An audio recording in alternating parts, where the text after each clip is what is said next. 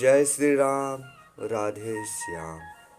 आप सभी देशवासियों को जन्म उत्सव की बहुत बहुत शुभकामनाएं। आज आपके समक्ष मैं जन्माष्टमी के कुछ तथ्यों को आपको मैं बताना चाहता हूँ कि किस कारण से जो जन्माष्टमी आपके पर्व मनाया जाता है। जन्माष्टमी भादो महीना के भादो महीना के जो है अष्टमी तिथि को रोहिणी नक्षत्र में मनाया जाता है।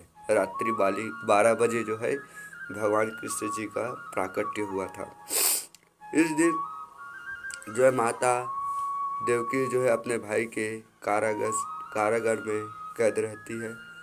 वहीं पर भगवान कृष्ण उनका प्राकट्य होता है। इस दिन माता देवकी पीड़ा के कारण दिन भर कुछ खा पी नहीं पाई, इसलिए उसको भूखा रहना पड़ गया। तभी से सभी जो स्त्रियां हैं भगवान कृष्ण जन्मोत्सव के दिन निराहार रह कर के व्रत करती है। रात्रिकालीन भगवान कृष्ण का जब जन्म हुआ तब उसी समय माताएं भोग लगाकर भगवान कृष्ण को भोग पावन कराते हैं।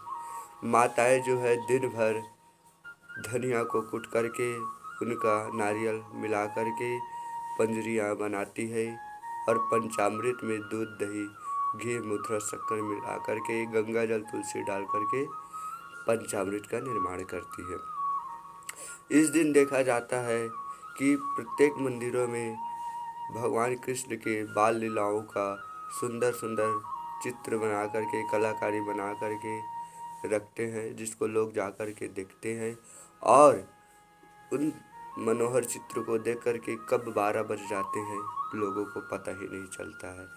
रात्रि 12 जब बजता है तब भगवान का सुंदर आरतियाँ होती है, प्रसाद का पंजरी का भोग लगाया जाता है। इस दिन माताएं अपने घर में भी सुंदर झांकियाँ बना करके झूला बना करके फूलों से सजा करके उस दिन भगवान कृष्ण को उसमें बैठा करके झूला झुलाते हुए उनकी सुंदर पूजन करते हैं।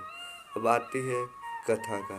तो द्वापर युग में जब पृथ्वी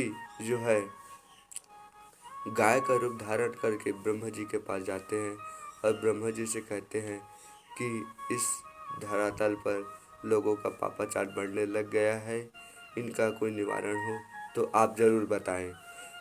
ब्रह्मा जी गाय और सभी देवगणों को लेकर के विष्णु जी के पास जब जाते हैं और वहाँ जा कर के देखते हैं विष्णु भगवान सरसैया पर सोए हुए रहते हैं। सभी देवगण भगवान विष्णु की स्तुति करते हैं और जब स्तुति करने पर विष्णु भगवान जब जाग जाते हैं तो देखते हैं कि सभी देवगण यहाँ उपस्थित हुए हैं। तो उनके आने का कारण वह पूछता है।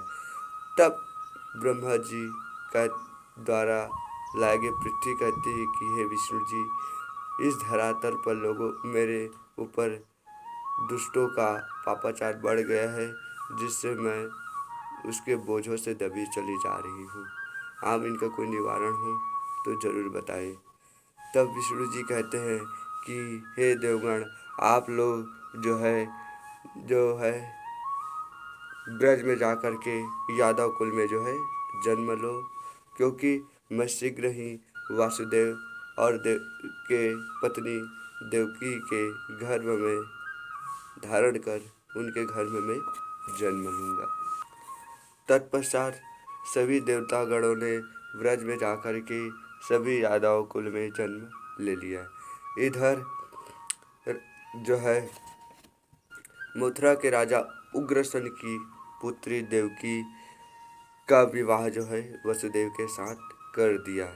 देवकी के भाई मथुरा के राजकुमार कंस देवकी को बहुत प्यार करती थी, इसलिए वह अपनी बहन को स्वयं छोड़ने के लिए रथ पर चढ़ कर के गोकुल की ओर जब जा रहे थे तब देखते हैं कि कुछ देर पश्चात आकाशवाणी होती है कि हे कंस, तू जिस देवकी को उनके ससुराल छोड़ने के लिए जा रहा है उनके 8वां पुत्र तुम्हारा काल होगा। इस आकाशवाणी को सुनते ही जो है कंस जो है तुरंत तलवार निकाल करके देवकी को मारने के लिए तैयार हो जाते हैं।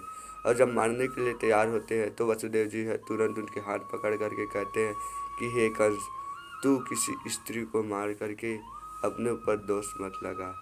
मैं जो है अगर तू इसको नहीं मारता है तो स्त्री मारने के दोष से तू जो है बच जाएगा। तभी नारद जी जो आते हैं और उनको उल्टी सीख दे जाते हैं। 8 बिंदुओं को लिख करके वह कहते हैं कि हे कंस, तू बता किधर से गिनेगा तो कौन सा क्रम 8वां होगा। कंस इस चक्कर में पड़ करके बोले, यदि वसुदेव से बोले कि यदि तुम सभी पुत्रों को मुझे दे देते हो तब तुम जीवित रह सकते हो, और जब तक के यह 8 संतान जन्म नहीं लेता है तुम मेरे कारागार में रहोगे। वसुदेव जी जो है इस बात को स्वीकार कर लेते हैं और प्रत्येक पुत्र को ला करके कंस को दे देते हैं। तब कंस जो है अपने देवकी और वासुदेव जी को कारागार में कैद कर देते हैं और देवकी के 7 पुत्रों को वह मार डालते हैं। 8वें गर्भ का पता लगते ही विशेष से 7 दरवाज़ों का निर्माण करवाते हैं। उसमें 7 प्रकार के तालों को लगा करके देवकी और वसुदेव जी को है जो कारागार में डाल दिया जाता है। भादों की अंधेरी रात का समय था। बादल गरज रहे थे, बिजली चमक रही थी। तभी जो है शंख गदा चक्रधारी कृष्ण भगवान का प्राकट्य होता है।